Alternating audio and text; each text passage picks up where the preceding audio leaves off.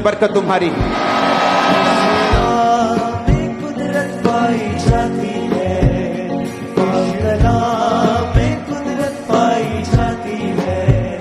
जो चश्मा कलवरी से बहता है, जो चश्मा कलवरी से बहता है, वो आज भी पापों को धोता है, वो आज भी पापों को धोता है।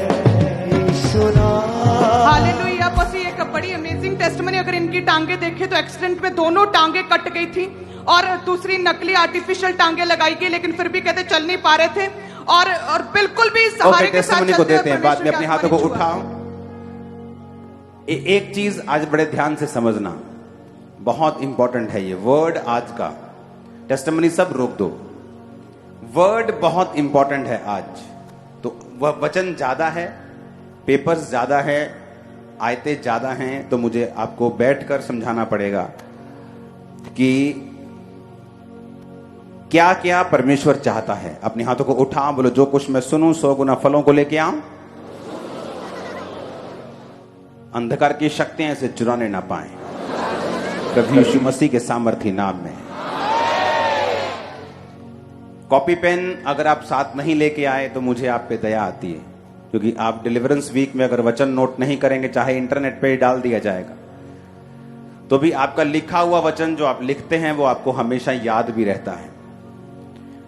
एक बार इन आयतों को लिख लो, उसके बाद इसको कोशिश है 2 पार्ट्स में खत्म करने की। दूसरा राजा 4 उसकी 1 से 7 आयत, नीति वचन 22 उसकी 4 आयत, यूहन्ना 6 उसकी 1 से 14 आयत। मैं फिर से रिपीट करता हूं, लिखी जाओ। दूसरा राजा 4 उसकी 1 से 7 आयत, नीति वचन 22 उसकी 4 आयत, यूहन्ना 6 उसकी 1 से 14 आयत, नीति वचन 22 उसकी फिर 7 आयत, व्यवस्था विवरण 28 उसकी 1 आयत, 2 आयत और 12 आयत, नीति वचन 3 उसकी 9 और 10 आयत, मलाकी 3 उसकी 10 आयत, पहला तिमुथियुस 6 उसकी 10 आयत, लूका 16 उसकी 14 आयत, व्यवस्था विवरण 15 उसकी 5 से 7 आयत। मैंने 3 रिपीट कर दिए थे, 4 से फिर मैं रिपीट करता हूं ताकि आप उसे लिख पाएं।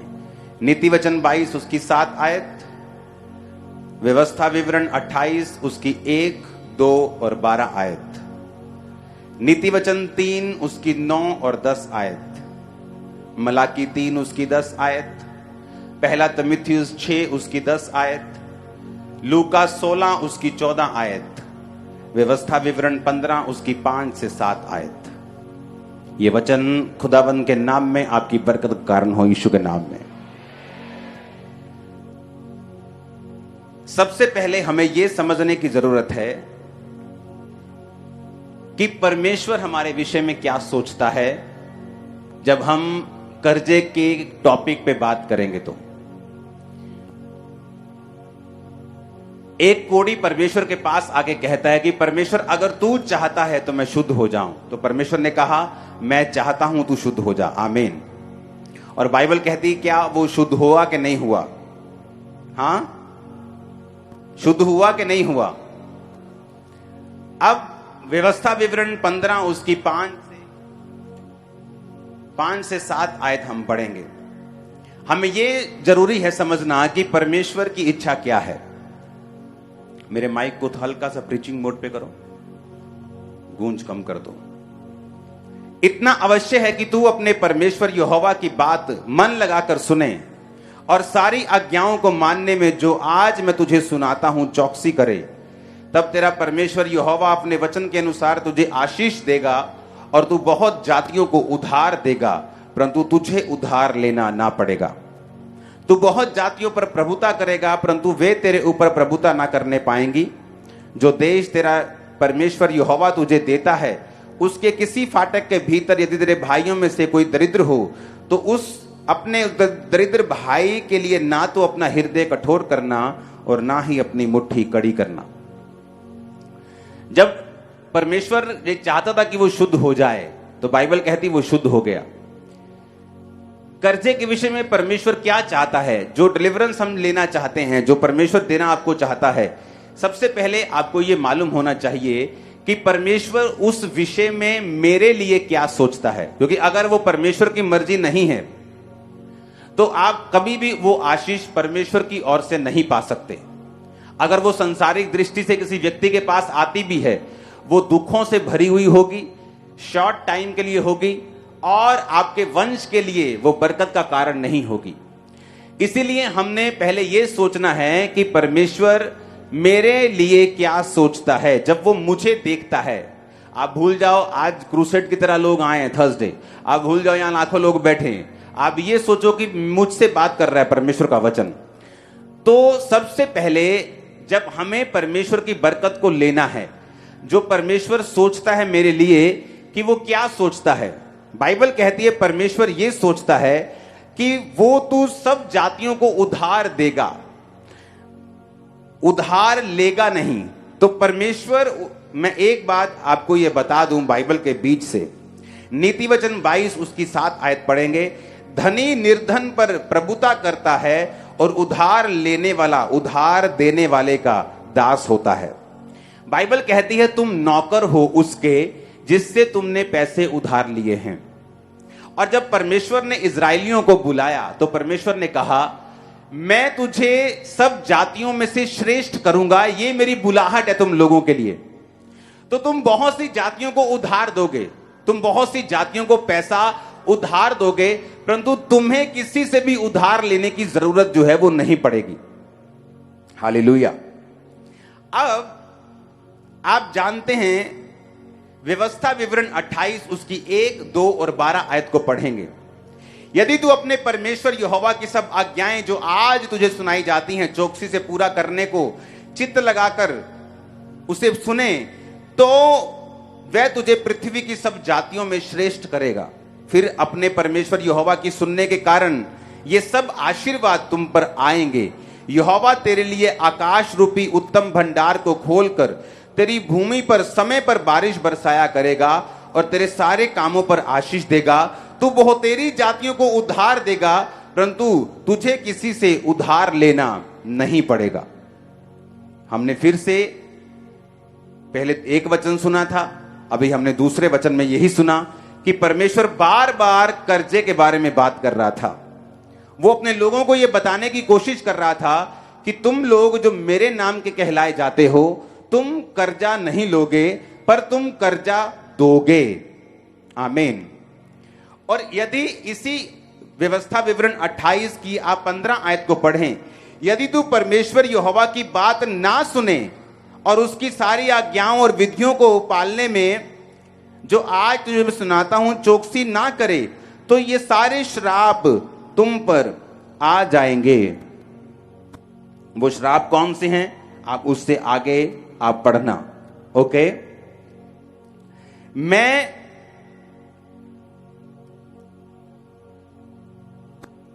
एक ही चीज आपके सामने पढ़ूंगा। हालेलुया। उसमें है कि जब तू परमेश्वर की आज्ञाओं को नहीं मानेगा, तो उसने कहा जैसे अंधा अंधियारे में टटोलता है वैसे ही तू दिन दोपहरी में टटोलता फिरेगा। यानी तू कंफ्यूज होगा, तेरे कामकाज सफल नहीं होंगे, तू सदैव अंधेर सहता है रहेगा और लुटता रहेगा। हालेलुया। क्या कहा परमेश्वर ने? तू लुटता रहेगा। 44 आयत में लिखा, वो लोग तुझको उधार देंगे परंतु तू किसी को भी उधार ना दे सकेगा, वह तो सिर ठहरेंगे और तू पूंछ ठहरेगा। परमेश्वर ने कहा अगर तू मेरी आज्ञाओं पे नहीं चलेगा तो तुझे उधार लेने की जरूरत पड़ेगी। एक बात आपको ये कान खोल के आज समझनी है कि पहली बात तो ये दिमाग में डाल लो कि उधार लेना परमेश्वर नहीं चाहता आप लें किसी भी तरह का लोन, किसी भी तरह का उधार। आपको बड़ी इंटरेस्टिंग बातें अब मैं बताऊंगा। जब आप दूसरी जगहों पर रहते हैं जहां अन्य जाति लोग रहते हैं, तो क्या होता है, हम उनमें पलते और बढ़ते हैं और हम सुनते हैं अच्छा बाइक ले लिया, हाँ हाँ 15,000 देता बाइक, बाकी लोन करा लिया आप। तो हमें ये लगता है ये ट्रेडिशन है या ऐसा हो जाता है, बैंक पैसा दे देता है और हम वही करने लगते हैं जो हमारे आसपास के लोग करने लगते हैं। लेकिन हम ये नहीं सोचते कि परमेश्वर हमारे बारे में क्या सोचता है। अगर आपको बाइक लेना है, आज के बाद आप लोन अप्लाई नहीं करोगे, पैसे जोड़ोगे और कैश लोगे इन जीसस ने। आप सुनो मेरी बात, अगर आपको बरकत लेनी है, आपको प्रैक्टिस करना पड़ेगा जो वचन में लिखा हुआ है। एक बहुत बड़ी बिजनेसमैन थी, तो वो क्रिश्चियन थी लेकिन परमेश्वर के वचन पे नहीं चलती थी, बिजनेस ज्यादा था, बिजनेस में बिजी थी, बहुत बड़ी उसकी कंपनी थी, आज भी जिंदा है वो, बड़ी गवाही है उसकी। तो वो इतना परमेश्वर के वचन पे नहीं चल पाती थी। तो कंपनी थी, तो जब कंपनी में अप डाउन आता रहता है, खासकर फॉरेन कंट्रीज में रिसेशन आते रहते हैं, तो जब रिसेशन आया तो थोड़ा लोन था, वो लोन बढ़ गया। लोन बढ़ता बढ़ता बढ़ता इतना बढ़ गया कि वो लोन 40-50 करोड़ से भी ज्यादा का लोन उसके सिर के ऊपर हो गया। अब बात ये थी कि उसे वो नॉर्मल लग रहा था क्योंकि बाकी बिजनेस भी लोन ले रहे थे और बाकी भी कर्जे के नीचे थे। आप कई बार देखते हो बहुत बड़े बड़े बिजनेसमैन, आप सुनते हो अच्छा बैंकरप्ट हो गया, यार वो तो टॉप 10 में आता था। वो कर्जा इतना है उन लोगों के ऊपर कि जब थोड़ा सा भी हिलते हैं तो वो कर्जा उनको दबा लेता है। तो परमेश्वर ये चाहता था कि इजरायली लोग जो हैं, मेरी बरकत इन पे रहेगी और ये निशानी होगी कि मैं इनके साथ हूं, कि ये किसी भी तरह का कोई भी कर्जा नहीं लेंगे बल्कि कर्जा दिया करेंगे, ये निशानी होगी। तो अब जो उस औरत को जब कहती कि सब कुछ चल रहा था अच्छा, ये नहीं कि लोन की पेमेंट टूट रही थी, किस्तें भी टाइम पर जा रही थी, पर कहती एक बात मेरे दिल में आती थी कि इतना लोन है मेरे सिर के ऊपर, इससे पूरा करने में मेरी सारी उम्र जाएगी। यानी वो अगर 40 साल की उस समय थी तो उसने कहा कि इसे कंप्लीट करते करते बैंकों में कम से कम मैं 70 साल की हो जाऊंगी, 80 साल की हो जाऊंगी, तब जाके ये लोन जो है मेरी पूरी लाइफ में खत्म होगा। कहती मुझे ये भी नॉर्मल लग रहा था। कहती उसके बाद किसी से मालूम हुआ, उसने क्रिश्चियन बुक्स पढ़नी स्टार्ट कर दी। और क्रिश्चियन बुक्स किस मैटर के ऊपर? कर्जे के मैटर के ऊपर, मनी के मैटर के ऊपर, कि परमेश्वर हमारी लाइफ में क्या चाहता है। और वहां उसने एक वचन पढ़ा जो आप बहुत बार सुन चुके हैं, मलाकी 3 उसकी 10 आयत में लिखा हुआ है। उस वचन को जब उसने पढ़ा तो वहां पर मलाकी में लिखा है कि अगर सारे दशमांश तू भंडार में ले आए, सारे दशमांश भंडार में ले आओ कि मेरे भवन में भोजन वस्तु रहे, यानी परमेश्वर के भवन में सब सेवकाई के काम होते जाएं। और सेनाओं का यहोवा ये कहता है कि ऐसा करके मुझे परखो कि मैं आकाश के झरोखे तुम्हारे लिए खोलकर तुम्हारे ऊपर अपरंपार आशीष की वर्षा करता हूं कि नहीं करता। एक लौता वचन है बाइबल का जिसमें परमेश्वर आपको चैलेंज करता है कि अगर आप इस वचन को पूरा करेंगे तो आप परमेश्वर को परख सकते हैं कि आपके जीवन पर आशीष आती है कि नहीं आती। उसने कहा जब मैंने बहुत बड़े बड़े ऑथर्स की बुक पढ़नी शुरू की, क्योंकि कर्जा हो चुका था, बिजनेस थोड़ा डाउन हो चुका था, लेकिन चल रहा था, लेकिन उसे मालूम था कि ये परफेक्ट प्लान नहीं है मेरी लाइफ में। जब उसे ये समझ आई कि मैं टाइथ नहीं दे रही हूं, क्रिश्चियन होने के बावजूद भी मैं परमेश्वर का वचन पूरा नहीं कर रही हूं, और बाइबल कहती है जब हम टाइथ नहीं पे करते तो परमेश्वर कहता है मैं फिजूल खर्ची को भेजूंगा, तुम्हारे फल कच्चे झड़ेंगे, तुम पे कर्जा होगा और तुम गलत गलत चीजों पर फैसले लेकर अपने पैसों को वेस्ट करते रहोगे और तुम्हारे पैसे गलत चीजों पे लगेंगे जहां लगने नहीं चाहिए। बहुत से लोग बोलते हैं जैसे मैं घर बनाने लगता हूं मुझ पे कोई अटैक होता है, घर में कोई बीमार हो जाता है, कोई हॉस्पिटलाइज हो जाता है, कभी कोई एक्सीडेंट हो जाता है, कभी कोई अलग सा काम आ जाता है और हम घर नहीं बना पाते। आप उन लोगों से अगर पूछेंगे ध्यान से कि क्या आप अपनी लाइफ में से टाइथ पे करते हो, अपनी कमाई का 10वां हिस्सा पे करते हो और अपने टाइम में से 2 घंटे 24 मिनट रोज आप परमेश्वर को देते हो प्रार्थना में? उनका जवाब होगा नहीं, हम ऐसा नहीं करते। क्यों? क्योंकि अगर आप ये 2 चीजें करें, अपने टाइम का दशवांश और अपनी कमाई का दशवांश, तो बाइबल कहती है किसी भी रीति के साथ आप कर्जे में नहीं रहेंगे। परमेश्वर ने कहा जो आज्ञाएं मैं तुम्हें देता हूं, अगर तू चित्त लगाकर, हम चित्त लगाकर कई बार मैच देखने लगते हैं, हां कि मैच लगा है, पूरा कॉन्फिडेंस, चित्त लगा हुआ है मैच में, पूरा ध्यान मैच में लगा हुआ है, कोई खास पिक्चर लगी, पूरा चित्त लगा के उसको सुन रहे हैं, फेवरेट चीज लगी, पूरा मन लगा हुआ।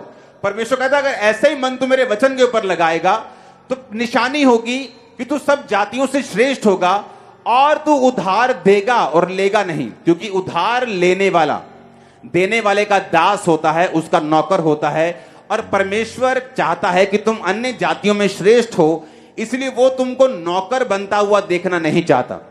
अब जब उस औरत को वचन मालूम हुआ, उसने टाइथ निकालना शुरू किया।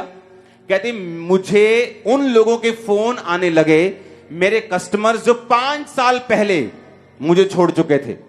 कहती उन कस्टमर्स के फोन आने लगे जो बल्क में मुझे ऑर्डर देने लगे, जो 5 साल पहले 7 साल पहले कस्टमर्स का लिंक टूट चुका था, वो मुझे कॉल करने लगे।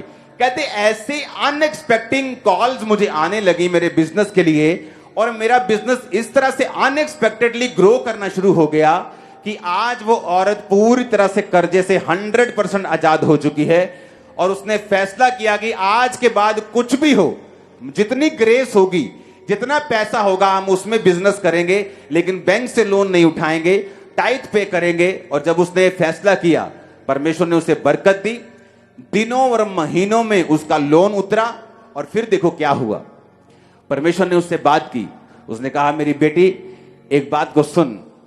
परमेश्वर ने कहा तू अब टाइथ नहीं निकालेगी, तू टाइथ को डबल करेगी और 20% निकालेगी।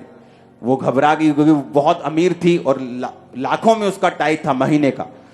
तो उसे मालूम था अगर परमेश्वर ने कुछ कहा है तो ये उसका कुछ मकसद होगा। कहती मैंने हाँ किया, मैंने फॉलो करना शुरू किया। और कहती जैसे ही मैंने फॉलो करना शुरू किया, कुछ ही महीनों बाद 2008 का रिसेशन आया अमेरिका में। कहती जब 2008 का रिसेशन आया, मेरे जैसे कई बिजनेस फ्लॉप हो गए, जमीन पे आ गए, रोड पे चले गए, कर्जा लेना तो दूर, कर्जा मतलब इंस्टॉलमेंट्स के उनको लाले पड़ गए। पर कहती मेरा इकलौता बिजनेस ऐसा था जो रिसेशन में भी डूबा नहीं और फलवंत हुआ और बढ़ा, क्योंकि मैंने परमेश्वर की आवाज को सुना था। हालेलुया। एज ए क्रिश्चियन आपको यह बात समझ रखनी है कि परमेश्वर नहीं चाहता आप कर्जा लें। हालेलुया। मैंने अपनी टीम को बता दिया कि जहां पर सीए ने बोला भी है ना कि आप इतना बड़ा कैश की जगह ये चीज मत लो, चेक में चीज मत लो, अब वो भी हम नहीं करेंगे। पूरी चीज खुदावंद के नाम में कर्जा फ्री। ये चर्च इमेजिन करो, लोग या पास्टर्स मिलते हैं, लोग मिलते हैं तो छोटा सा एक प्रोजेक्ट होता है, उस पर 20 लाख का कर्जा होता है। आप इमेजिन करो ब्रांचेस, सैकड़ों ब्रांचेस, मेन ये प्रेयर माउंटेन, एक एक चीज लाखों और करोड़ों में बनी है और चर्च के ऊपर कोई कर्जा नहीं, 1 रुपए का भी चर्च के ऊपर कोई कर्जा नहीं है। परमेश्वर ये प्रूफ करना चाहता है आपकी लाइफ पे कि आप लोग अलग हैं, लेकिन आपको प्रैक्टिस करना पड़ेगा। आप बोलोगे इम्पॉसिबल है कि मैं ऐसे कार ले लूं, इम्पॉसिबल है कि मैं घर ऐसे बना लूं अगर मैं बैंक को इन्वॉल्व नहीं करता हूं। तो मैं आपको बता रहा हूं आपको क्या करना है, आपको वचन में ध्यान से सुनना है। दूसरा राजा 4 उसकी 1 से 7 आयत में लिखा है, भविष्यद्वक्ताओं के चेलों की पत्नियों में से एक स्त्री ने अलीशा की दुहाई देकर कहा, तेरा दास मेरा पति मर गया और तू जानता है कि वह यहोवा का भय मानने वाला था, जिसका वह कर्जदार था। वह आया है कि मेरे दोनों पुत्रों को नौकर बनाने के लिए ले जाए, लाइफ टाइम स्लेव बनाने के लिए उसको वो लेके जाना चाहता था। दोनों पुत्रों को, कौन से बेटे थे दोनों? एक नबी के, एक प्रॉफिट के बेटे थे। अलीशा ने उससे पूछा मैं तेरे लिए क्या करूं, मुझे बता कि तेरे घर में क्या है। उसने कहा तेरी दासी के घर में 1 हांडी तेल को छोड़कर कुछ नहीं है। उसने कहा तू बाहर जाकर अपनी सब पड़ोसियों से खाली बर्तन मांग ले आ और थोड़े बर्तन ना लाना। फिर तू अपने बेटों समेत अपने घर में जा, द्वार बंद करके उन सब बर्तनों में तेल उंडेल देना और जो भर जाए उन्हें अलग रखना। तब वह उसके पास से चली गई और अपने बेटों समेत अपने घर जाकर द्वार बंद किया। तब वे उसके पास बर्तन लाते गए और वो उंडेलती गई।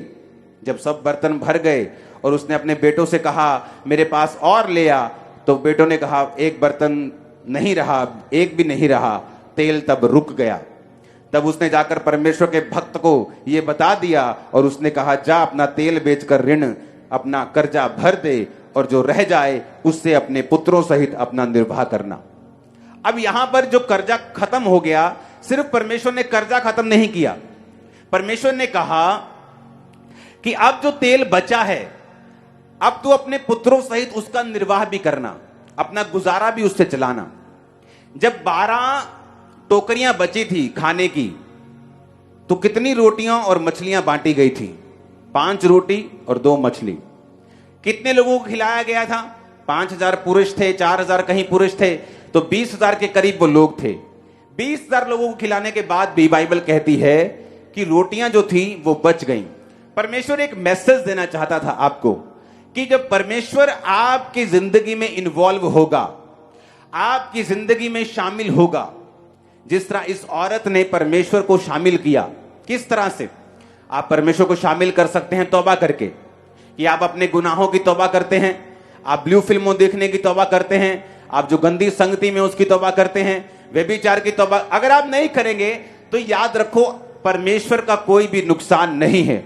आप लोग संघर्ष करते जाएंगे, चर्च के मेंबर भी रहेंगे, आमीन आमीन भी बोलते जाएंगे, लेकिन वो परमेश्वर का मास्टर प्लान नहीं होगा आप लोगों की लाइफ के लिए। आप ये सोचना कि 40 साल जिस तरह से इजरायली जंगल में घूमते रहे, जबकि परमेश्वर का प्लान तो 40 दिन में बाहर निकालने का था, लेकिन उन्होंने अपने शरीर के कामों के ऊपर फतह नहीं पाई, और कारण ये हुआ, उसका रिजल्ट ये हुआ कि वो 40 साल उसी जंगल में घूमते रहे। अब ये आपको डिसाइड करना है, या तो परमेश्वर को अपना जीवन देके, परमेश्वर के रास्तों पे चल के अपने कर्जों को, अपने बीमारियों, कर्जों को, श्रापों को खत्म करना है, या इसी चीज के साथ फाइट करते करते कभी कर लिया पाप, कभी छोड़ दिया, वचन सुन लिया, छोड़ दिया, 10 दिन में फिर एक अटैक हुआ, फिर एक औरत को पकड़ा, फिर एक मर्द को पकड़ा, फिर उसे किया, फिर छोड़ दिया, फिर तो अगर तो ऐसे करना है तो ये काम लंबा होता जाएगा और परमेश्वर अपनी मर्जी को पूरा नहीं कर पाएगा। अब यहां पर परमेश्वर को उसने इन्वॉल्व किया। आप इन्वॉल्व कर सकते हैं, पहला काम तौबा करके। आप तौबा करेंगे, आप परमेश्वर को अपनी जिंदगी में शामिल कर लेंगे। जब परमेश्वर आपकी जिंदगी में शामिल हो जाएगा तो धीरे धीरे आप उसके वचन को जब मानना शुरू कर लेंगे, आप कर्जे से बाहर आ जाएंगे। दूसरा, एक जीवित चर्च के साथ जुड़ना।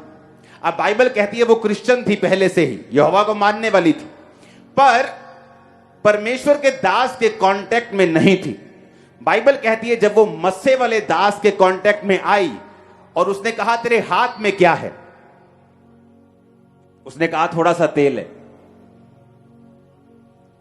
कई बार हम सोचते हैं कि परमेश्वर मुझे बरकत दे। परमेश्वर बोलता है किस चीज के ऊपर बरकत दूं? आज आप परमेश्वर को बोलोगे परमेश्वर मुझे बरकत दे, परमेश्वर बोलेगा किस चीज के ऊपर? तेरे हाथ में क्या है? आप इमेजिन करो, अलीशा जो परमेश्वर का दास था उससे बोल सकता था जा फलानी फलानी जगह जा, वहां तुझे पैसा मिल जाएगा, जमीन में देखना खोद के तुझे सोना गड़ा हुआ मिल जाएगा। लेकिन उसने क्या कहा? तेरे हाथ में क्या है? उसने कहा थोड़ा सा तेल है मेरे पास। उसने कहा थोड़े से तेल को बर्तनों में उंडेलती जाना और बर्तन थोड़े मत लाना। कि जब तुम परमेश्वर के ऊपर भरोसा रखते हो तो मत सोचो कि तुम्हारा घर 45 लाख का है और तुम कर्जे के बिना उसे नहीं ले सकते। तुम आज पैसा जोड़ना शुरू करो और टाइट देना शुरू करो। मैं तुमसे प्रॉमिस करता हूं यीशु मसीह के नाम, जो तुम सोच रहे हो कि 10 साल पैसा जमा करके भी नहीं ले पाओगे, तुम 3 साल में, 2 साल में उस घर में हो। कैसे? यही तो परमेश्वर है। यही तो परमेश्वर है जो हमारी सेंसेस से परे काम करता है। यही तो वो हमें वो भरोसा करना सिखा रहा है कि तुम कुछ भी लेना चाहते हो, उसकी ग्रेस के ऊपर भरोसा रखो, उस स्पिरिट के अनुसार ना चलो जो लोगों में काम कर रही है, जो उस एरिया में काम कर रही है। आप इमेजिन करो, ये स्पिरिट के साथ पास्टर्स भी परेशान हैं। उन्हें कर्जा उठाने की इतनी आदत पड़ चुकी है कि जब एक कर्जा खत्म होने वाला होता है तो दूसरा कर्जा, तीसरा कर्जा। क्यों? क्योंकि कर्जे की एक स्पिरिट है। जिस तरह बीमारी की एक आत्मा है, कर्जे की भी एक आत्मा है। और कर्जे की स्पिरिट ये चाहती है कि आप हमेशा नौकर बन के रहें, ताकि आप वो प्रैक्टिस ना कर सके जो वचन कहता है। अगर आप बिलीव नहीं करते आप राजाओं की संतान हैं और राजकुमार हैं, और राजकुमार की तरह आप चलते नहीं, राजकुमार की तरह बोलते नहीं, आप राजकुमार कभी बन भी नहीं सकते। क्योंकि परमेश्वर चाहता है जो आप बिलीव करते हैं उस पर आप प्रैक्टिस करें। अगर आप ये प्रैक्टिस नहीं करते कि आप चंगे हो चुके हैं, आप हेल्थी हैं, आप ब्लेस्ड हैं, यहोवा आपका चरवाहा है, अगर आप ये प्रैक्टिस नहीं करेंगे, बोलेंगे नहीं और चलेंगे नहीं और मानेंगे नहीं, तब तक परमेश्वर आपकी लाइफ में कुछ नहीं कर सकता। हमें ऐसा लगता है क्योंकि हमने आसपास देखा ही ऐसा है। हमने कभी वो फैमिलीज देखी नहीं क्रिश्चियन जो सब चीजें कैश पे या चेक पे जैसे भी लोग लेते हैं, हमने वो कभी देखा नहीं। लेकिन जब परमेश्वर में मैं चला हूं, हमने देखा है, हमने चीजों को लिया है, पैसा देकर लिया है, बिना कर्जे के लिया है। थोड़े साल पहले मेरी टीम मेरे पास आई, जब बहुत सारे चर्च में काम होते थे तो मेरी आदत ये थी, मैं कामों को रोकना नहीं चाहता था। सुसमाचार का काम होता था, लाखों रुपए खर्चा है उसका, तो उसको मैं रोकता नहीं था। मैंने कहा सब काम साथ साथ चलेंगे, कोई काम हमने रोकना नहीं। अगर भवन बन रहा है वो भी बनेगा, सुसमाचार का काम हम कैसे रोक सकते हैं भवन बनाने के लिए, सब काम चलने चाहिए। तो चेक जो होते थे उन बड़ी मुश्किल होती थी उनको निकालने की। संडे की ऑफरिंग जाती थी, सोमवार सारा चेक लग के खत्म हो जाते थे। तो उन्होंने मुझे सलाह दी कि बैंक वाले बोल रहे हैं कि आप 30, 50, 60 लाख की एक लिमिट होती है, आप उसे ले लो। तो उससे क्या होगा, लिमिट होने से आप वो एक तरह का लोन होगा जो इंटरेस्ट फ्री होगा, और अगर आपको कोई चेक एक्स्ट्रा लगता है तो उसमें से चला जाया करेगा और बाद में हम पे कर देंगे। मैंने कहा नहीं, हम ऐसा नहीं करें, मेरी जितनी ग्रेस है मैं उतने में चलूंगा। और एक टाइम आया, दिनों में सिचुएशन और महीनों में बदली, आज हम वो कर सकते हैं जो करना चाहते हैं, कोई लोन लेने की जरूरत। लेकिन एक समय ऐसा आता है कि धर्मी होने के बावजूद भी, टाइट देने के बावजूद भी, फिर भी सिचुएशन ये चाहती है कि आप लोन लें, और परमेश्वर का वचन इस बात के खिलाफ है कि आप लोन लें। सबसे पहले हमें यह समझना पड़ेगा कि परमेश्वर नहीं चाहता मैं कर्जा लूं। हालेलुया। अगर गलती से भी मेरी किसी एक चीज पे कर्जा है तो मैंने अपने सीईओ को बोला है कि अबे मैं रखने वाला नहीं हूं, कोई कर्जा मेरी लाइफ के ऊपर नहीं है, ना मेरी मिनिस्ट्री के ऊपर। हालेलुया। रीजन क्या है, हमें प्रैक्टिस करना है। और जब हम प्रैक्टिस करने लगेंगे, आप मेरी बात पे यकीन करना, हेवन ओपन होगा, पैसों का इंतजाम होगा, आप बाइक्स भी लेंगे, गाड़ियां भी लेंगे, घर भी लेंगे, बच्चों को भेजेंगे भी फॉरेन पढ़ने के लिए, आप बिजनेस भी करेंगे, जॉब्स भी करेंगे, आप घरों को बनाएंगे भी, रेनोवेट भी करेंगे, सब काम करेंगे बिना खर्चे से, in the mighty name of Jesus. बस आपको फैसला लेना है। आप डिलीवरेंस मीटिंग्स में हैं, आपको ये दिमाग में रखना है कि परमेश्वर आपसे बात कर रहा है। और जब आप इस स्पिरिट पर सेट हो जाएंगे कि खुदावन मेरे पास साइकिल के पैसे हैं तो मैं स्कूटर खरीदने नहीं जाने वाला लोन लेके, मैं साइकिल पे ही रहूंगा लेकिन तेरे वचन को पूरा करूंगा, मैं प्रेयर करूंगा, पवित्रताई में रहूंगा, टाइट दूंगा, तेरे सब काम करूंगा, प्रेजेंस में रहूंगा, तौबा में रहूंगा और जीवित चर्च के साथ जुड़ा रहूंगा। बाइबल कहती है जैसे वो जीवित चर्च के सामने आई, अलीशा एक जीवित चर्च था। वो एक जीवित चर्च जो होता है वो मसे से भरा हुआ होता है, और मसा एक ऐसा धागा है जिससे सब प्रकार के कपड़े बनते हैं। टेंट भी धागे से बनता है, पर्दे भी धागे से बनता है, मैट जहां आप बैठे, दरी बैठे वो भी धागे की है, जो मैंने डाला है वो भी धागे का, जो आपने डाला वो भी धागे बना, सब धागे का, किसी का सूती का है, किसी का नायलॉन का है। उसी तरह से जो मसा है, जो अनॉइंटिंग है, जिस तरह से उस औरत पे काम किया और परमेश्वर ने उसे फ्री किया, कैंसर से फ्री किया, पागलपन से फ्री किया, बैकबोन की टीबी से फ्री किया, मस्सा वही है, काम अलग अलग कर रहा है। तो अनॉइंटिंग जो मस्सा जो अब मौजूद है चर्च में, ये कर्जे के ऊपर भी उसी तरह काम करेगा जिस तरह बीमारियों के ऊपर ये काम कर रहा है। आपके पास एडवांटेज ये है कि आप लोग एक जीवित चर्च का हिस्सा हैं, और जब आप एक जीवित चर्च का हिस्सा होते हैं जो मस्सा लोगों को हील कर रहा है, अगले आने वाले समय में आपको ये समझ होनी चाहिए, ये सेंस होनी चाहिए कि मैं चर्च में जा रहा हूं, अपने कर्जे की फाइल को हमेशा लेके जाओ, जो बच्चे मसीह में नहीं उन्हें लेके जाओ, बीमारी वाली फाइल्स को लेके जाओ, बॉडी पे ऊपर हाथ रखो, क्योंकि जो अनॉइंटिंग अलीशा के ऊपर थी, उस अनॉइंटिंग के कारण वो लेडी कर्जे से छुड़ाई गई। जब आप मसे में होते हैं, उस मसे से आप कुछ भी बना सकते हैं। आप उस धागे से टेंट बना सकते हैं, उस धागे से कपड़े बना सकते हैं, दरी भी बना सकते हैं। तो वो धागा एक ही है, मसा एक ही है। इसीलिए उन लोगों की कर्जे में आने की संभावना कम होती है और बिल्कुल जीरो हो जाती है जो परमेश्वर के साथ जुड़े होते हैं, और दूसरा किसी जीवित चर्च के साथ जुड़े होते हैं। रीजन क्या? जब आप जीवित चर्च के साथ जुड़ जाते हैं, जैसे वो अलीशा के पास गई, वो एक जीवित चर्च है। उसने कहा कि मैं तेरे दोनों जो तेरे दास के बेटे हैं उनको स्लेव बनाकर, नौकर बनाकर वो ले जाएगा। उसने कहा तेरे पास क्या है? क्योंकि जब आप जीवित चर्च में जाते हैं, आपसे परमेश्वर डिमांड करता है।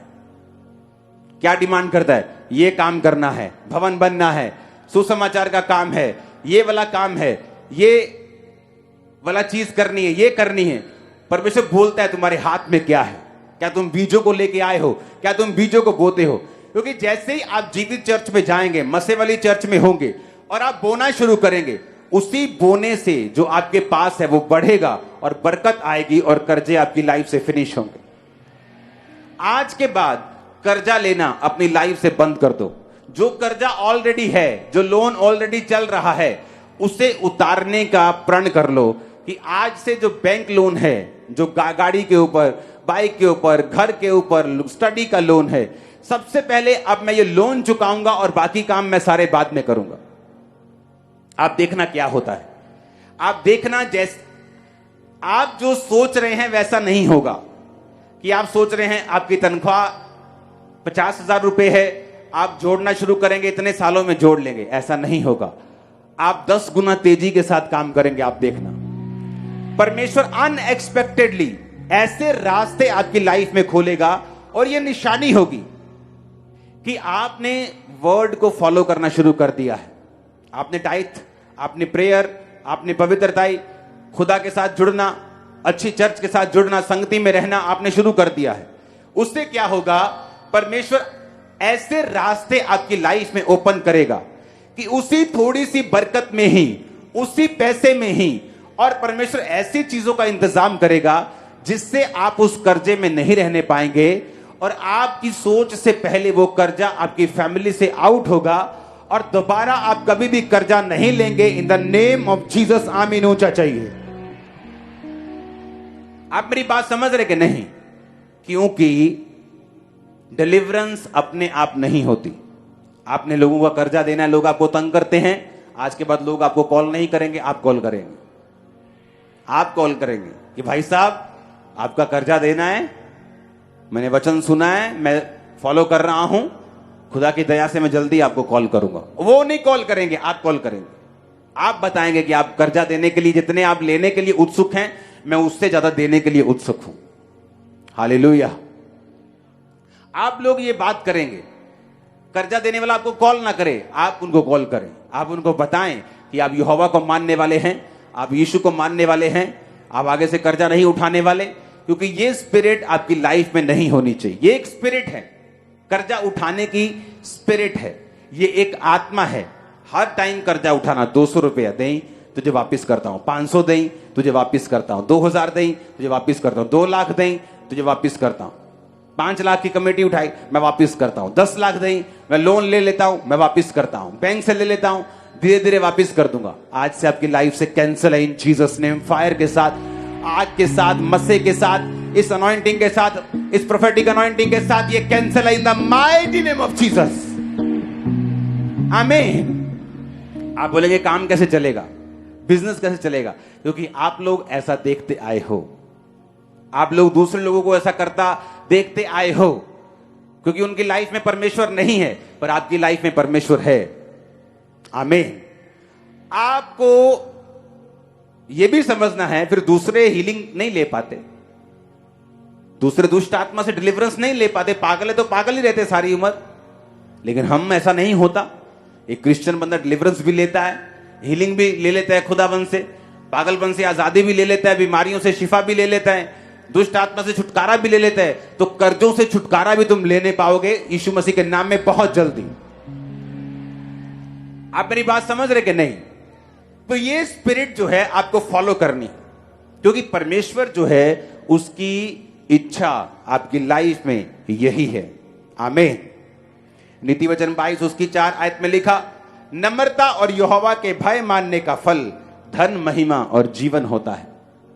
अगर आप नम्र हैं, वो नम्र नहीं जो एक गरीबी एक व्यक्ति को नम्र बना देती है, वो नम्रता नहीं है, वो मजबूरी है। किसी व्यक्ति को नम्र देखना है तो तब देखो जब उसके साथ बहुत सारा उसके पास पैसा आ जाए तो भी वो नम्र है कि नहीं? वो गरीबों से कैसा व्यवहार करता है, कैसे बात करता है, कैसे जीता है, उस नम्रता की परमेश्वर बात कर रहा है जो फेक नहीं है। लोग फेक नम्रता दिखाते हैं, मुंह के मीठे होते हैं, लेकिन वो नम्रता नहीं है, वो एक्टिंग है जो लोग करते हैं। खुदा ने तुम्हें एक्टिंग करने के लिए नहीं बुलाया, लेकिन अगर तुम नम्रता है और यहोवा का भय है, यहोवा का भय होगा तुम व्यभिचार नहीं करोगे, यहोवा का भय होगा तुम कोई ऐसा काम नहीं करोगे जो परमेश्वर के वचन के खिलाफ है। आई थिंक ये दूसरा हफ्ता है लगातार जहां मैंने प्रेयर लाइन में सुना है। ये मैंने प्रेयर लाइन नहीं लगाई, जस्ट टीम को कार्ड बनाने का काम दिया, वो बना दिए और लोग ऐसे ही खड़े हो जाते हैं आके। और देखो सेकंड टाइम हमने क्या सुना कि घर में हर 15 दिन बाद एक डेथ हो रही, और दोनों केसेस में शैतान इन्वॉल्व है। वचन कहीं तोड़ा गया है, कुछ ऐसा खाया गया है जो आपने नहीं खाना, कुछ ऐसा किया गया है जो आपने नहीं करना। तो जब शैतान को आपने इन्वॉल्व कर लिया तो उसका काम है कर्जा देना, उसका काम है बीमारी देना, कंफ्यूजन देना, लिमिट लाइफ देना, लिमिटेड, जो लिमिट में रहे। लेकिन जब परमेश्वर इन्वॉल्व हो जाता है तो वो 5 रोटियां और 2 मछलियां जो फिलिप्पुस कहता था कि 200 दिनार की भी रोटी हम मोल लेंगे तो लोगों के लिए काम नहीं आएंगी, और पतरस का भाई कहता था कि परमेश्वर 5 रोटियां और 2 मछलियां इतने लोगों के लिए क्या है। लेकिन बाइबल कहती है 12 टोकरियां उनमें से बची। जब परमेश्वर आपकी परिस्थिति में इन्वॉल्व होगा, आपके पास बचेगा, इनफ होगा, ज्यादा होगा, आप उधार देने पाएंगे बहुत जल्दी, आप कर्जा देंगे लेंगे नहीं जीसस ने। आप मेरी बात समझ रहे कि नहीं? आपको यह प्रॉमिस करना होगा कि आपको इस मेंटालिटी से बाहर आना होगा। क्यों यहूदी लोग आज पूरी दुनिया में छाए हैं? क्यों यहूदी लोगों का business, top world class businesses उनके पास हैं? अमेरिका में कुछ एरियाज ऐसे जो पूरे के पूरे एरिया यहूदी लोगों के हैं, पूरे के पूरे मीडियाज उन्होंने खरीदे हुए हैं, खरबों रुपए के, अरबों खरबों रुपए के। इंडिया का मीडिया देखो कितना करोड़ों, हजारों करोड़ों में है, लाखों करोड़ों में, सिर्फ इंडिया का। और जो अमेरिका का मीडिया है वो सिर्फ अमेरिका को नहीं, पूरे दुनिया को जहां इंग्लिश बोली जाती कवर करता है, दूसरे एरियाज को भी। वो अगर इंडिया करोड़ों में है तो वो खरबों ट्रिलियंस डॉलर्स में है, और यहूदियों ने कब्जा किया हुआ है। रीजन, यही रीजन, उनको देने की आदत डाली जाती है बचपन से। एक बच्चा अगर चर्च में भी जाएगा तो चाहे 2 रुपए लेके जाए, 10 रुपए लेके जाए, लेकिन बच्चे को भी हाथ से वो बुआते हैं। उनको आदत दी जाती है कि देना है, देना है। अगर देने की आदत होगी तो खुदा तुम्हें देगा, और तुम देने की आदि बन जाओगे और तुम्हें और परमेश्वर देगा। Hallelujah, hallelujah. बहुत सारी चीजें मेरी लाइफ में ऐसी होती हैं, घटनाएं। पर बाइबल कहती है, उसने कहा तेरे हाथ में क्या है? उसने कहा थोड़ा सा तेल है। बात थोड़े की नहीं, बात यह नहीं है कि आज तुमने 500 बोया के 50 बोया। बात परमेश्वर पैसों को नहीं देखता, लेकिन किसी ने 50 अपने 60 रुपए में से बो दिए हैं, और किसी ने 500 अपने लाख में से बोया है। परमेश्वर 500 को अप्रिशिएट नहीं करता, लेकिन 50 को अप्रिशिएट करता है, जो घटी में बोया गया, थोड़े में बोया गया है।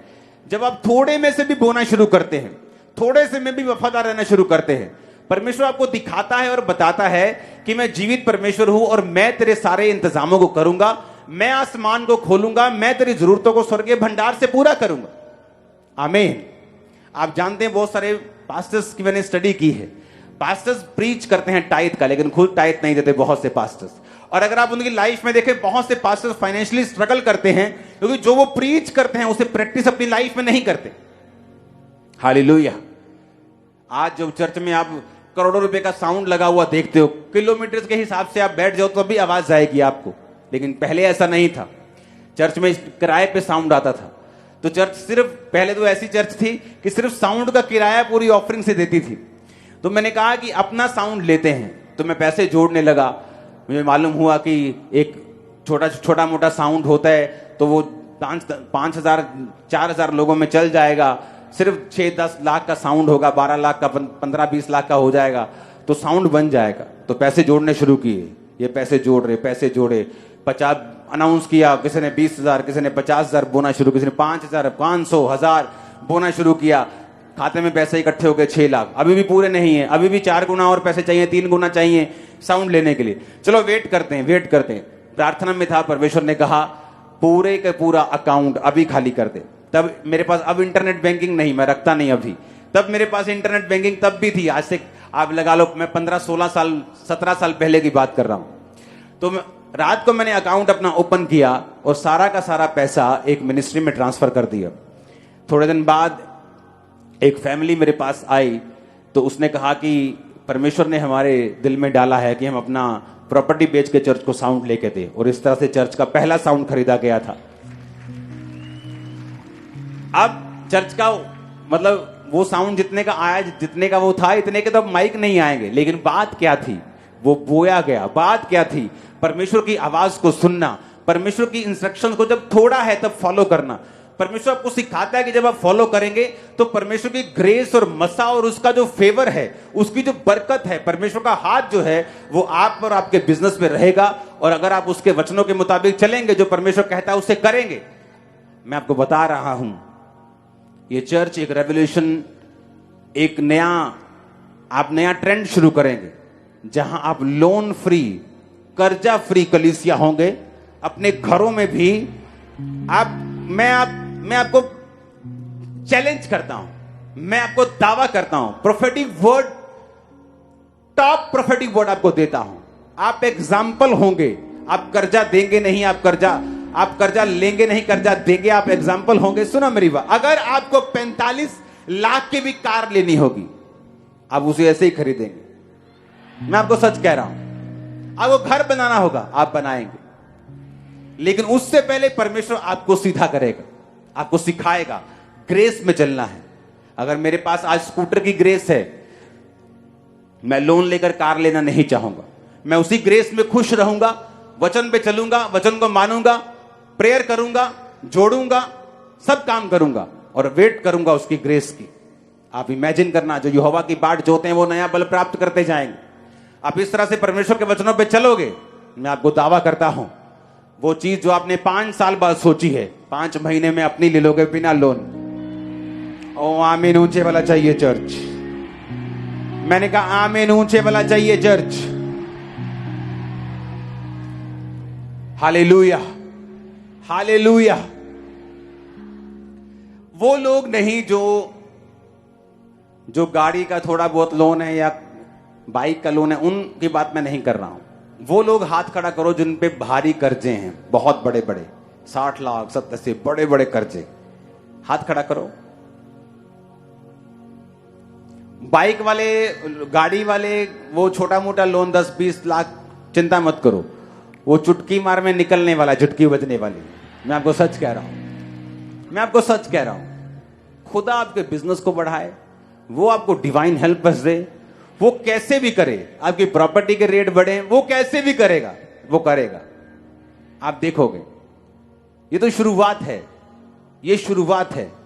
क्योंकि मैं आपसे बात नहीं कर रहा हूं, मैं आपकी जनरेशंस की बात कर रहा हूं। जनरेशंस, ये पैटर्न आपकी जनरेशंस फॉलो करेंगी। अब जनरेशंस, ये आपकी जनरेशंस में देख रहा हूं स्पिरिट में।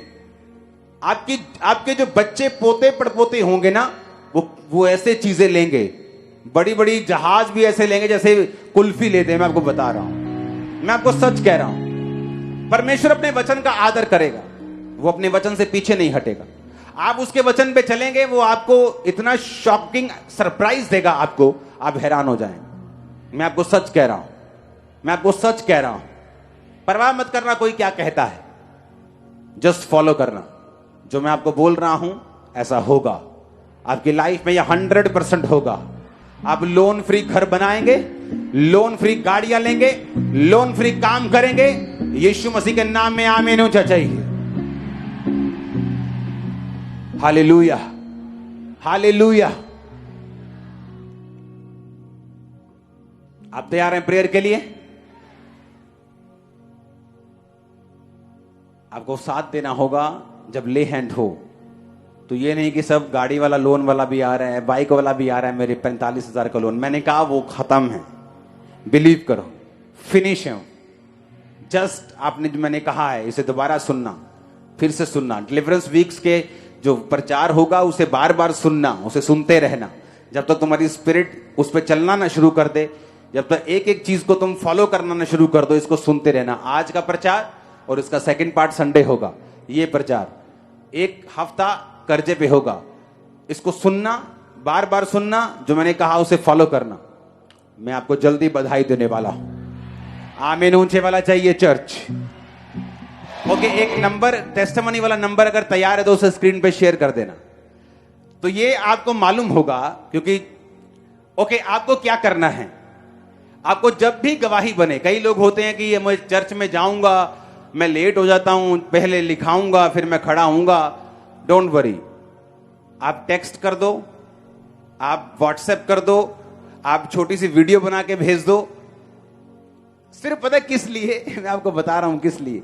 आपको मालूम होगा, क्योंकि ये इंटरनेट में मैं डाल दूंगा, जस्ट 30-30 सेकंड का क्लिप। आपको मालूम होगा कि किस गिनती में लोग आजाद हो रहे हैं कर्जों से। आप हैरान होंगे कि किस गिनती में आप आजाद होंगे। और आप देखेंगे डिलीवरेंस वीक्स जब चलते जाएंगे, जब इंटरनेट पे इसकी बल्क में टेस्टिमनीज होंगी, आपको मालूम हो जाएगा परमेश्वर की आत्मा ने आपसे बात की थी। हालेलुया। आज परमेश्वर का आत्मा, उसका रूह आपसे बात कर रहा है। वो आपको नौकर बनता हुआ देखना नहीं चाहता, क्योंकि उसने कहा जब तू उधार लेगा तो तू उधार देने वाले का नौकर होगा। और यहोवा ने कहा अगर तू चित्त लगाकर सुने तो सब जातियों से श्रेष्ठ ठहरेगा।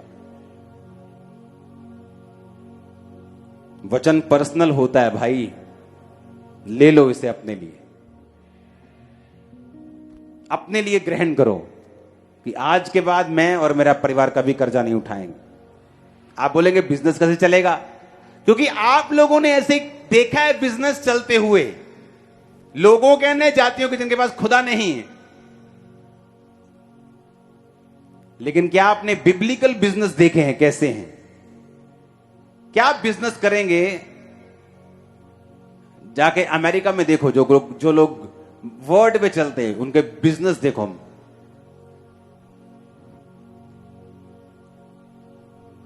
महंगे महंगे ब्रांड्स कहां के हैं और लोग खरीदते हैं, क्यों? उसके पीछे की स्टोरी आपको मालूम नहीं। वो ग्रेस है खुदा की। हालेलुया।